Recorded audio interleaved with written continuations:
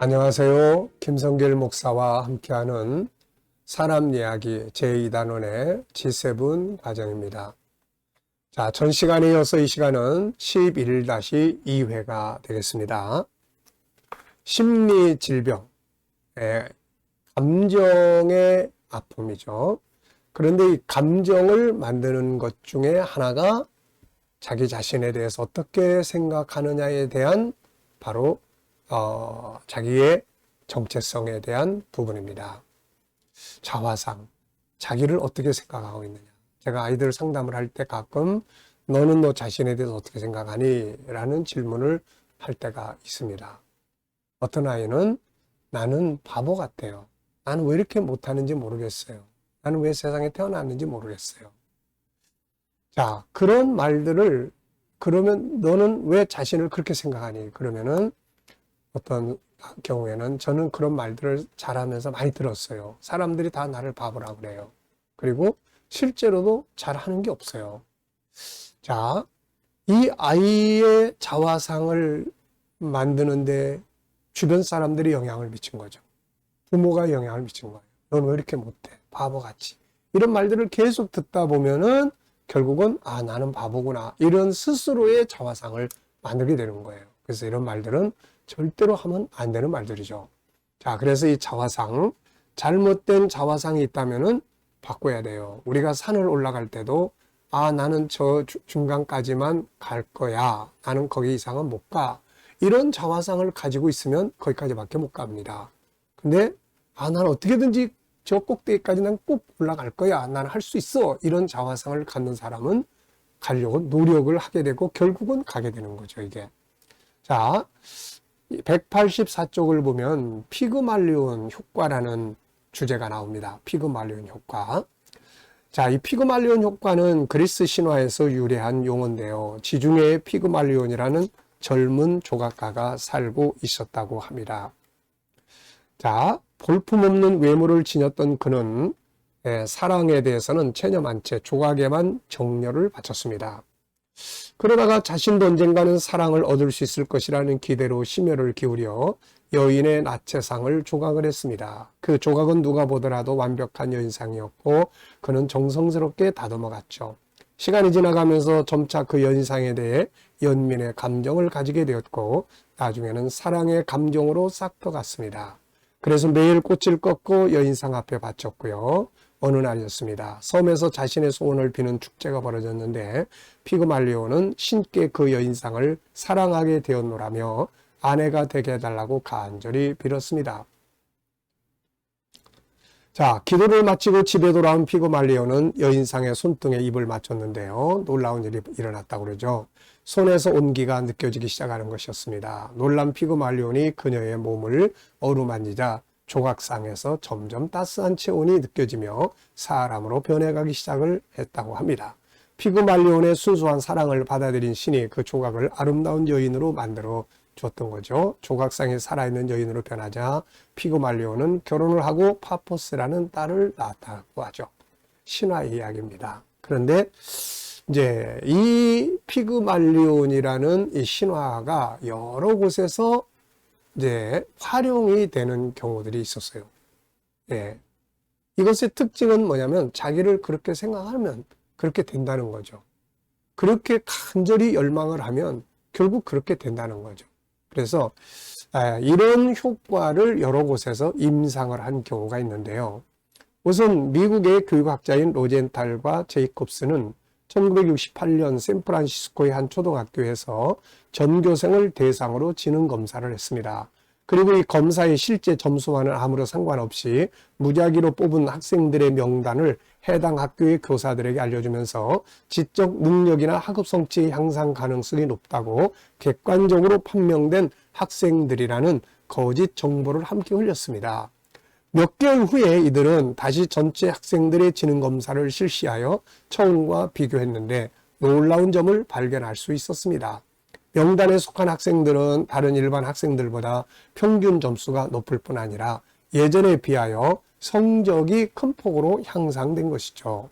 그것은 명단을 받아든 교사들이 이 아이들이 지적 발달과 학업 성적이 향상되리라는 기대를 가지고 정성껏 돌보고 칭찬한 결과가 나타난 것이라고 합니다. 그러한 사랑을 받은 아이들은 선생님이 자신에게 관심을 보여주니까 공부하는 태도도 변하고 공부에 대한 관심도도 높아져 결국 능력까지 변하게 된 거죠.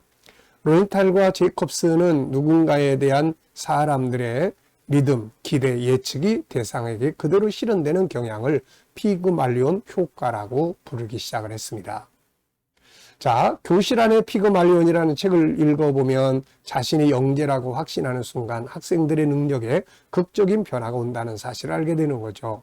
각 학생들의 지능에 대한 교사들의 믿음이 학생들의 아이덴티티에 큰 영향을 끼치고 그렇게 된 자신의 아이덴티티에 따라서 학생들의 능력이 매우 크게 영향을 받는다는 사실이 연구에서 계속 밝혀지고 있는 겁니다. 한 연구에서는 선생님들이 한 집단의 학생들에게 그들은 지능지수가 높은 영재들이라고 알려주고 계속해서 능력을 키워나가도록 격려했죠. 얼마의 시간이 지난 후 학생들은 각자의 학급에서 상위권을 차지했어요.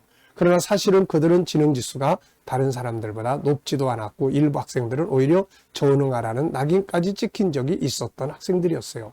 그래도 그들은 교사들의 잘못된 믿음으로 인해 자신이 우수하다고 확실하게 믿은 겁니다. 그것이 그들의 성공을 부추겼던 거죠. 그러니까 공부를 못하는 아이들을 따로 모아가지고 야, 너희들은 천재야. 너희들 검사해보니까 너희들 지능이 정말 대단해. 이렇게 이야기를 심어줬더니 이 애들이 실제로 지능이 뛰어나게 학업 성적이 높아졌다는 이야기예요. 왜냐면은 아이들 스스로도 나는 이런 존재야 라는 자화상 때문에 그렇게 살아보려고 노력을 하고 그들을 지도하는 선생님도 이 클래스는 똑똑하고 잘하는 아이들 반이야 그러면 그렇게 또 교육을 한다는 거죠. 자, 사람들이 당신을 어떻게 보느냐에 따라 당신의 행동에 대해 그들이 어떤 반응을 보일지가 결정이 됩니다. 자신이 누구인지 모른다면 어떻게 무엇을 할 것인지 결정할 수가 있겠습니까? 어떻게 가치관을 세우고 믿음을 선택하며 원칙을 만들 수 있을까요?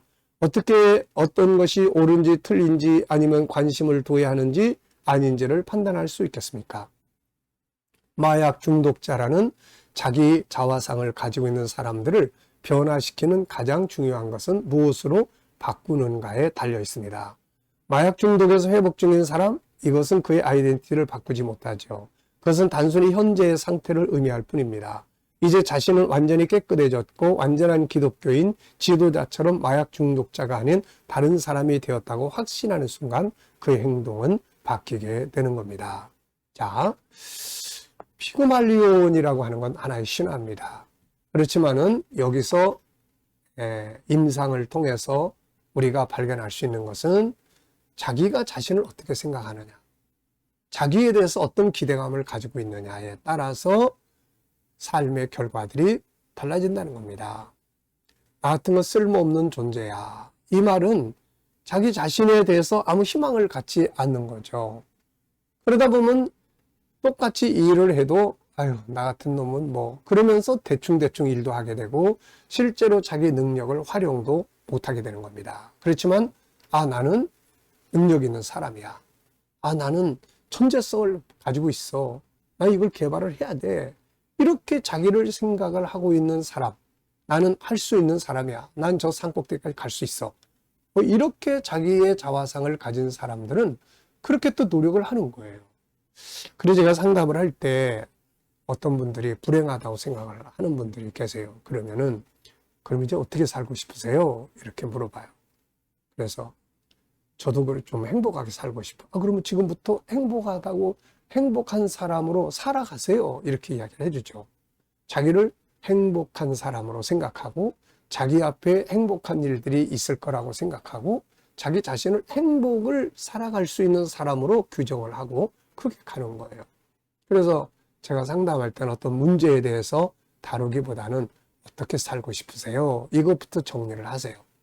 이것부터 어떻게 살고 싶은지 한번 쭉 적어보세요. 그리고 이제는 그것을 향해서 가는 겁니다. 자, 이게 바로 자화상의 문제예요. 자, 여러분들은 자기 자신의 어떤 자화상을 가지고 있나요? 오늘 우리는 세상에 와서 살아가면서 세상의 약육강식, 힘의 논리, 물질주의 이런 거에 의해서 자신의 자화상을 아주 잘못 갖고 사는 경우가 많습니다. 우리는 이제부터 성경이 말씀하고 있는 진짜 나의 모습, 이걸 바르게 알고 진짜 나에 대한 올바른 자화상을 가질 수 있도록 해야 되겠습니다. 자, 이 시간 여기까지 하고요. 다음 시간에 계속하겠습니다. 감사합니다.